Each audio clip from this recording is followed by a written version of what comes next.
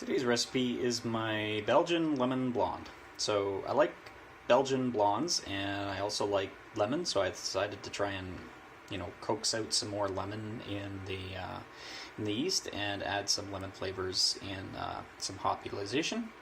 So we're going to start with 6 pounds of two-row malt, pale malt.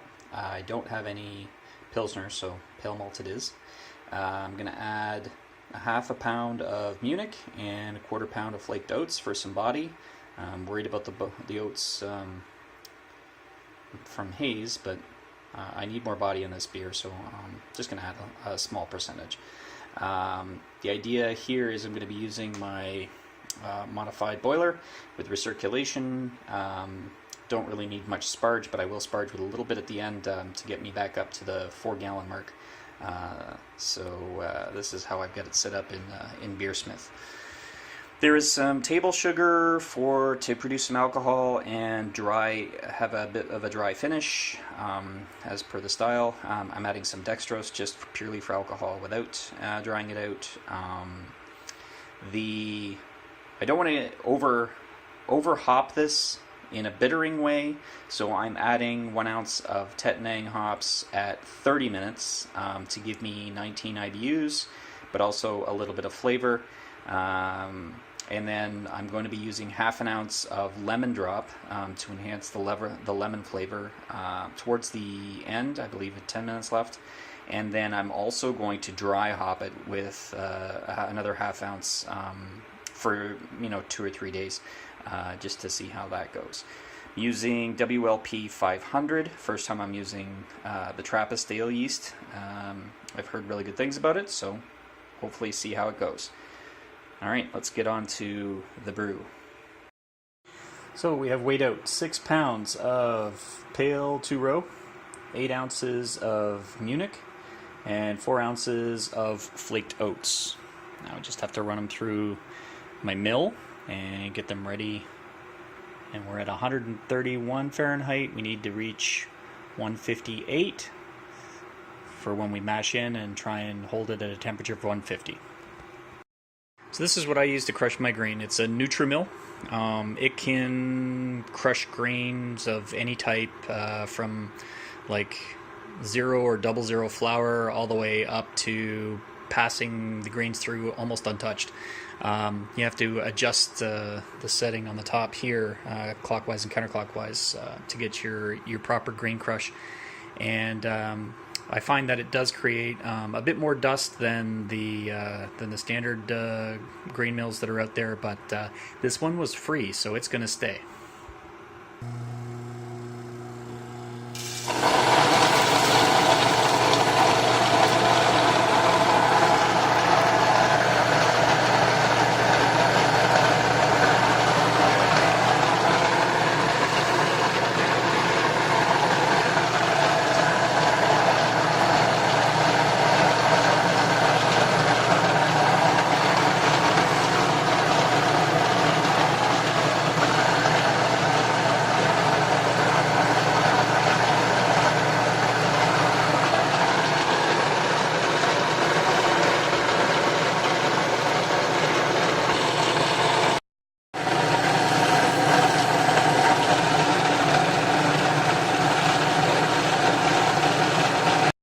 Alright, here's my crushed grains, looking pretty good.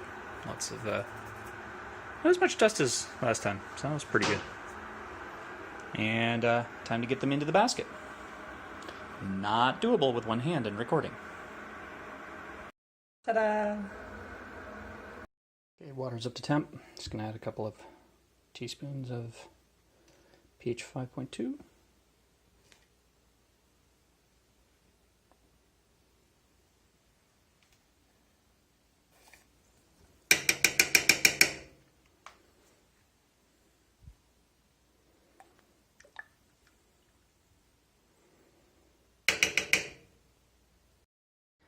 And go the grains.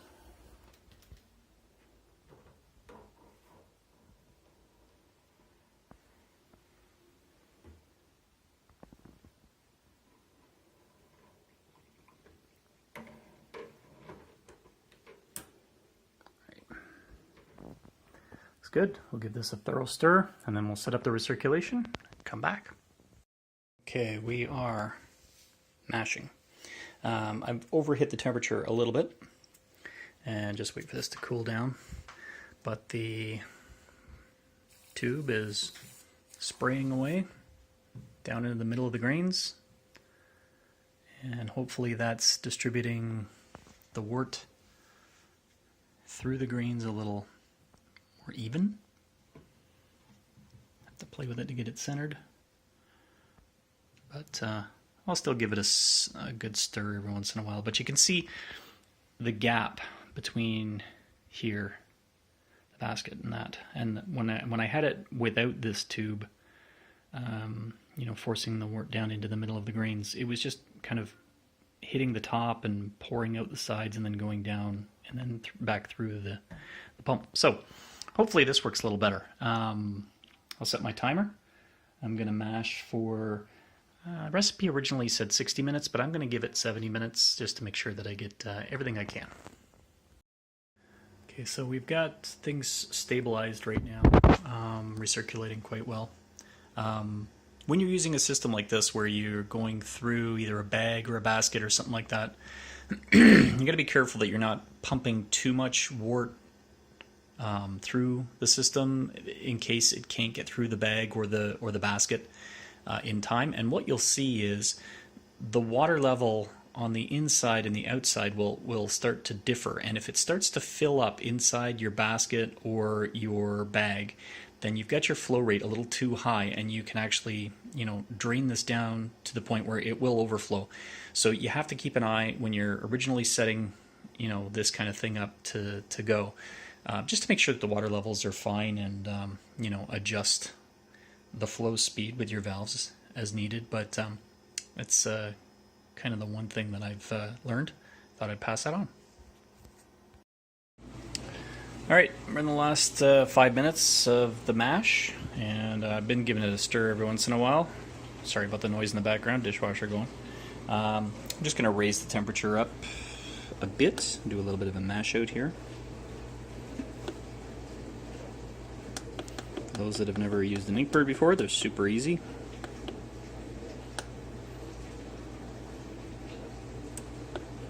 Done. Heating element is on.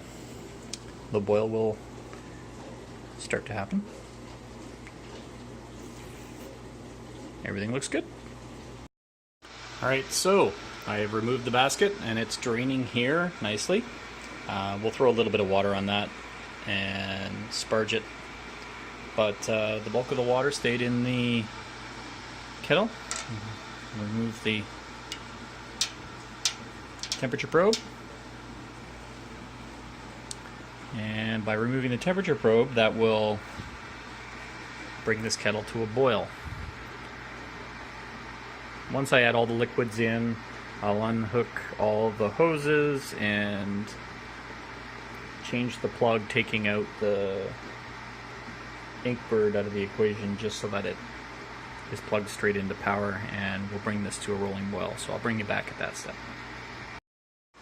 Okay, so we've got all the wort in there, and you can see this max level here is my 4-gallon mark, and I want to get up to that level, so I'm going to do some sparging of the grains, but I really don't care about the temperature. I'm just going to use some hot water out of the tap and sparge just so that I get up to the level I want. And we're finally up to the level that I want, just over 4 gallons, so have to be very careful. Keep a close eye as this gets close to boil. So, what to do while this is coming up to a boil? Well, what do we have here? It's a good looking hef there. Made this 3 weeks ago. Used the Weinstefner yeast, and my God, that stuff is good. The banana is outstanding. Speaking of banana, shout out to Big Banana out there. Keep your videos coming, buddy. Those are fantastic. So our grains have been sparged, and there is still some goodness in them. And what I like to do is give them a second rinse in a bit of warm water and collect that very, very light wort and have it cool down and let the yeast start on that just to wake it up. So if you don't have time to do a full starter like I do today, then you can always just get it into a flask with some very mild wort and get it going a little bit, which always helps. Okay, so remember that second running, the second rinsing, whatever the hell that I was going to put in this flask? You must boil the shit out of it first. You cannot just throw it in there with the yeast. That's what I'm doing. So after this shit has been boiled, I will cool it and then let the yeast at it. We have the start of boil. Again, 1600 watt and 4 gallons. You're not going to get a super vigorous boil, but get a nice calm boil. A bottle of Star San here ready just to calm it down a bit. But in this case, I think we're going to be fine. And there we have it, a vigorous boil. And here's the reason why I work on my stovetop. Because I tuck this baby in underneath the vent hood and all the fumes go right upside. Okay, recipe calls for 1 ounce of Tettnang at 30 minutes. And I don't have Tettnang. What I do have is some German Hallertau. 3.8% instead of 4%, so I'm going to add it 5 minutes earlier. That's all. 1 ounce German Hallertau going in 5 minutes early. So 35 minutes left in the boil. Well, 34 minutes left in the boil. Close enough. Alright, we're inside the 30-minute mark. We've got 3.5 gallons of wort boiling away. Going well. The German Hallertau has been in for a few minutes now, and we are 17, almost 18 minutes away from adding the lemon drop. Oh yeah. Banana. Big banana. 10 minutes left in the boil. It's time to get things moving. Got my little wort chiller that I need to put in 10 minutes before the end of the boil to sterilize it. I also have my table sugar and dextrose and yeast nutrient and Roflac tablets add. So we'll throw all those in, come back in 10 minutes. All the additives are put in, sugars, etc. Time for the last 10 minutes of lemon drop.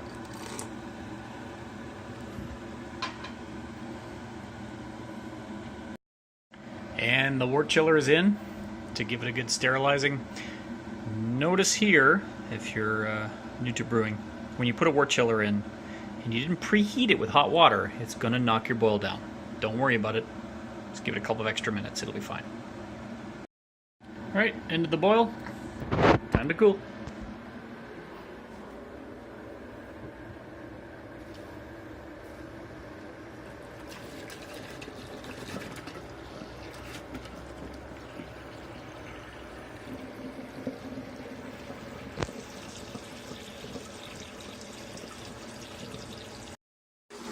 This is how I oxygenate the wort.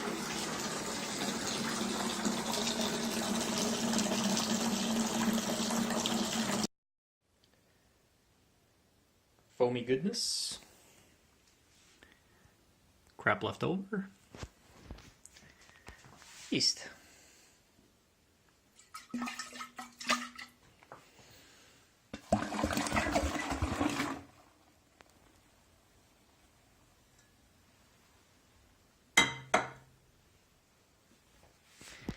That's it.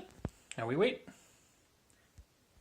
And take a quick taste of the Belgian lemon blonde that I made.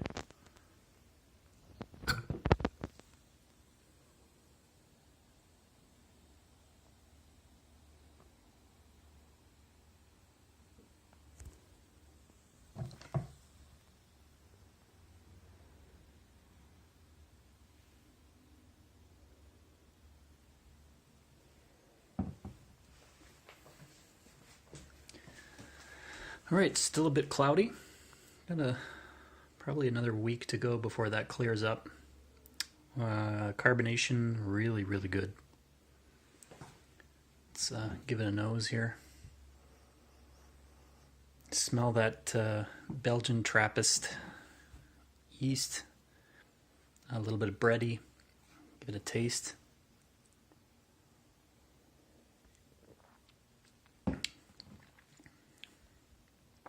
Yeah, it's very light. The lemon, just a hint of lemon, not a lot. I think the next time I do this, I'll definitely add some more of the lemon drop in at the end of fermentation. Definitely want to increase the lemon flavor on this one, but that's just the first taste. We'll give it some time, give it another few days at least, see how it goes. But as for right now, I'd say I will definitely keep that recipe and tweak it and do it again.